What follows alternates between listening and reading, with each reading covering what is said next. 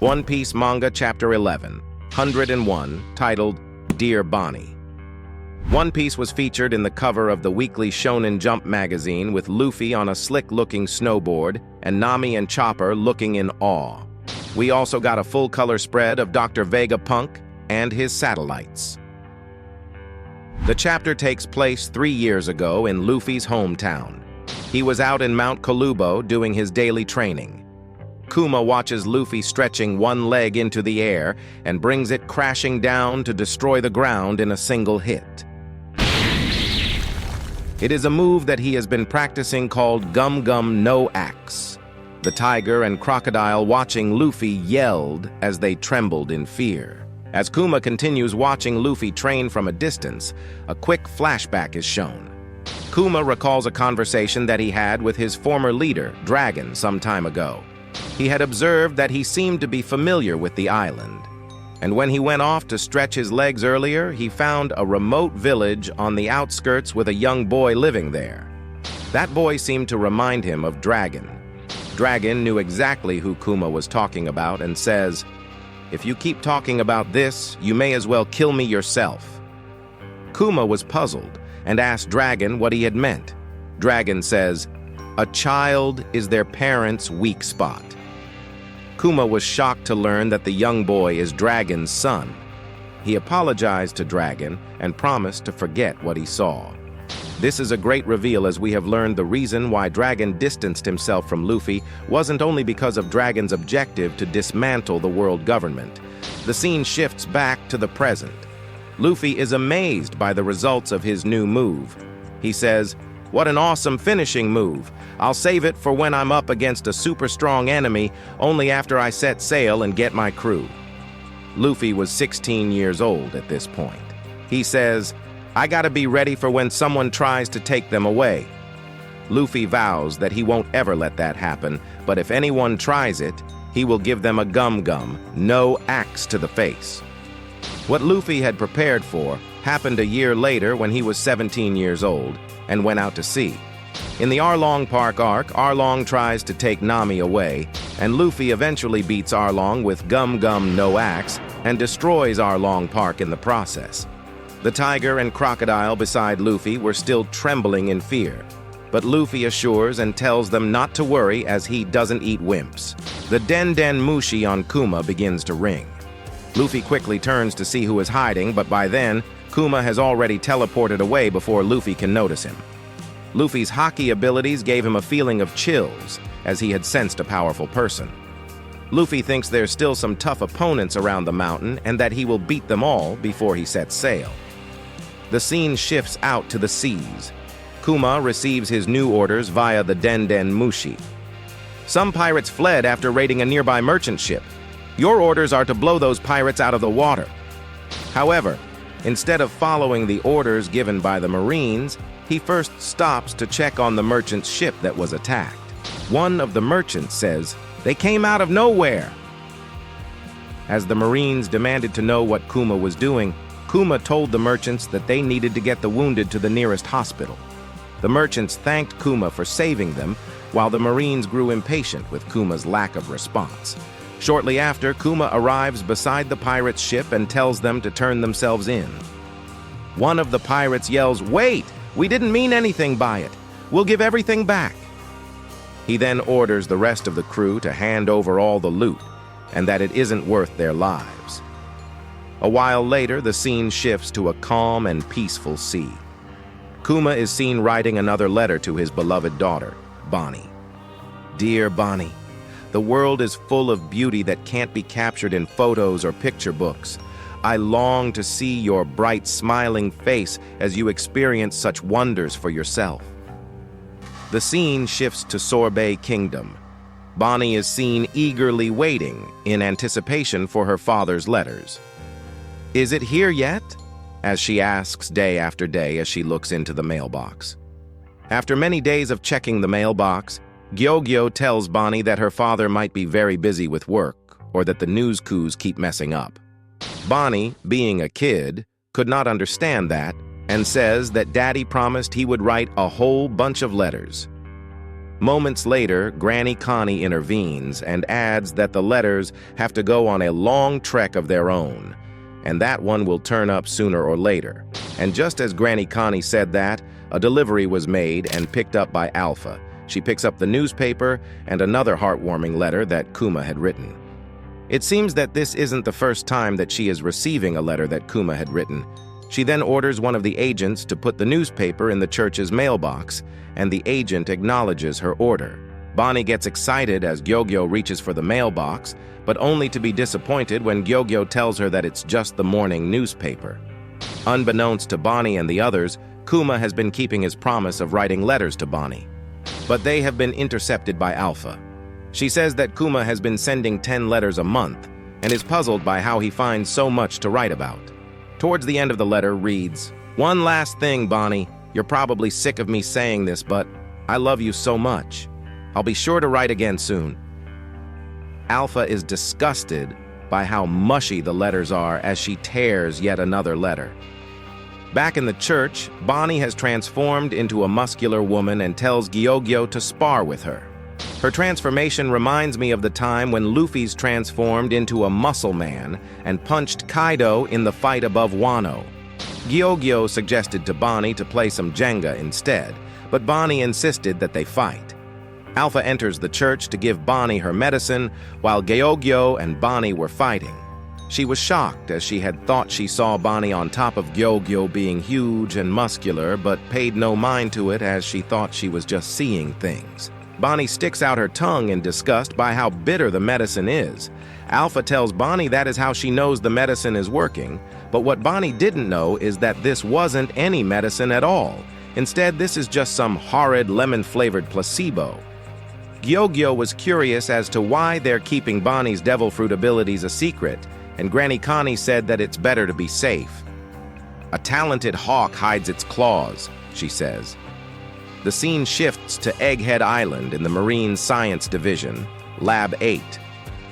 Dr. Vegapunk has successfully removed his brain from his head. Someone says, "Amazing, Doctor. I can't believe you did it. Now we just have to lift the brain in lab using island clouds." Dr. Vegapunk says that half of what you see here is holographic, and that he had planned for Punk Hazard to be like this too. That someone who was talking to Dr. Vegapunk is Stussy. She says that the reduced size of Vegapunk's head suits him. Dr. Vegapunk laughs and says that he feels light as a feather. Stussy turns her attention to Kuma, who is also in the lab undergoing more enhancements. Stussy tells Kuma that she is aware that he is about to lose his sense of individuality. She then wondered which of them had the most checkered fate, the human that lacks free will or the clone that doesn't. Dr. Vegapunk tells Stussy to knock it off as he sees her as a human, just like everyone else. Kuma then asks Dr. Vegapunk on what he should expect when his personality is erased. Dr. Vegapunk then explained to Kuma with a difficult question. He says, "You may already have a reputation for being totally obedient, but what would you do if you were asked to kill a child?" Dr. Vegapunk continues, "What it means is, you'll lose not only your memories, but any empathy or humanity, holding you back from fulfilling such a command." Dr. Vegapunk then adds that he should retain some degree of free will from now until the process is fully completed, which is in about a year later. As Dr. Vegapunk turns to Kuma, he sees Kuma writing yet another letter. Kuma says that he'll keep writing letters to Bonnie until he runs out of time, as Bonnie deserves to know how he feels, and that he wants to send her a whole lifetime's worth of love right until the very end. Stussy finds what Kuma is doing is really sweet and puts a huge smile on her face. As Kuma is writing a letter to Bonnie, he wonders how big she has gotten, as she is almost 9 years old now. He asks if they think she has changed a lot. Kuma continues with his letter. "I'm back at Vegapunk's lab. Things are busy around here. I don't know when you'll get this letter, but happy birthday, Bonnie." A while later, back in Sorbet Kingdom, everyone was celebrating Bonnie's 9th birthday. Bonnie smiles gleefully. To make Bonnie's birthday even more special, Granny Connie made an extra special giant pizza for Bonnie. Maybe Bonnie told Granny Connie about the huge pizza that she had at Egghead Island when she was recovering from her surgery. Later that night, when everyone was passed out after the celebration, Bonnie quietly snuck over to the church's mailbox to see if there was any letter. However, she did not receive any letter from her father and began to cry. She said out loud that she is 9 years old now and that he promised to write her letters. 6 months have passed, and Bonnie has yet to receive a single letter from her father, as they were all intercepted and torn into shreds by Alpha. The scene shifts to Baltigo, the first Revolutionary Army headquarters. Someone yelled, "Kuma came to rescue again!" Someone reported that just like all those other times when the revolutionary forces had their backs against the wall, Kuma swooped in to save them at the last minute, and he would immediately leave without saying a word. Dragon told them that if Kuma does not want to be followed, they have to respect that. He was sure that Kuma had his reasons for keeping the Revolutionary Army in the dark. Back in the church in Sorbet Kingdom, Bonnie yells, "I'm all better. Look," as she points to her face, "the stones are completely gone. I can finally go outside." Alpha says there is no chance that she can go outside and that she must stay in the church. She explains that they were told to keep her under close supervision until her 10th birthday. Bonnie yelled at Alpha and called her a liar, as she recalls Dr. Vegapunk said that she will be fine after a year. That was a year ago, but Alpha refused to change her mind. Shortly after, Granny Connie told some of the citizens of Sorbet, including Bonnie, that Alpha and the others are government intelligence agents. That piece of information shocked everyone, but Granny Connie told them to quieten down. Granny Connie told them that Alpha and the others let it slip while they were getting drinks in town, and that Bonnie's disease has been cured for a while now. Granny Connie believes that they are missing something, as everything does not seem to add up. She finds it odd that they would keep a perfectly healthy young girl trapped inside the church for another 6 months, and that Kuma wouldn't send a single letter even after promising her. Bonnie agreed with Granny Connie on that point. Granny Connie, being suspicious the moment she had found out that they were government agents, had already prepared a plan and sorted everything out with Gyogyo and the others. She urged for Bonnie to head for the port to sail the seas and find her father. Bonnie questions if she can do it, but Granny Connie assures her. She tells Bonnie that Gyogyo and the rest aren't your average fishermen, and that they are a strong pack of hooligans. She adds that the pirates and sea beasts will turn tail once they see them in action, and that they will be there to help her find her father. Bonnie transforms herself to an old granny. Looking like Granny Connie, she steps out of the church and tells Alpha that she is going back to the palace. Alpha was completely fooled as she told her to take care. As Bonnie takes a few steps into the outside world, she is enthralled. She thinks to herself, "There's so much dirt and grass. Look at the sky.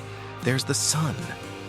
As she was walking, amazed by everything around her, the citizens in the church were seen in tears. They could not believe that the day would come where Bonnie walked outside and that there is a God for this miracle to happen. As Bonnie was nearing the port, she transformed herself, and Gyogyo was seen calling for her, asking her to look at the ship that looks like a pizza. She showed Gyogyo, Tots, and Potato that she was really outside. Meanwhile, back in the church, Alpha was seen looking for Bonnie after seeing Granny Connie leave. Granny Connie told Alpha that she is Bonnie, and she was angry by Granny Connie's deception and immediately rushed out. The scene shifts back to the port as Bonnie and her crew set sail to find Bonnie's father. Bonnie and her crew's excitement was short-lived as Alpha is seen chasing after them. Alpha yells in rage, "You think you can get away from me? I'll beat you to within an inch of your life." Alpha was done playing pretend and being nice, and told Bonnie that she will keep her chained up day and night to make things much easier and kill any of her accomplices. Alpha uses Geppo to get closer to Bonnie and her crew, and Gyogyo claims that it is one of the 6 powers of Cipher Pole. A short flashback is shown as Bonnie thinks of the time when she had asked her father what Nika looks like. Kuma told her that nobody knows. Back to the present, Bonnie jumps into the air to intercept the enraged Alpha with a move called Distorted Future. Her entire crew was shocked. Another short flashback is shown with Kuma further sharing with Bonnie about Nika. He says, "It was rumored that his body was all rubbery and that there was no limit to what he could do in a fight." Bonnie looked hyped. Back to the present, remembering that there's no limit to what Nika could do in a fight, Bonnie yells, "Gimme a Nika-ish future." With a giant fist that looks like Luffy's Gear 3rd, she completely pulverized Alpha, allowing her crew and her to set sail unharmed. Soon after, the world government would soon receive the news that their hostage, Bonnie, had escaped to find her father, Kuma. And much like Luffy and the others, her crew and her would go on to become infamous pirates of the new era, and the chapter ends. What do you think of Bonnie's powers? Is she like Luffy? And do you think Blackbeard would have stolen Bonnie's powers if he had known more about her devil fruit? Let me know in the comments down below. Classic Oda to take a break next week, leaving us with more questions than answers again. If you enjoy this video, please leave a like and subscribe to our channel. It helps motivate me to create more One Piece content like this for you. Till then, I will see you in the next chapter. Thank you.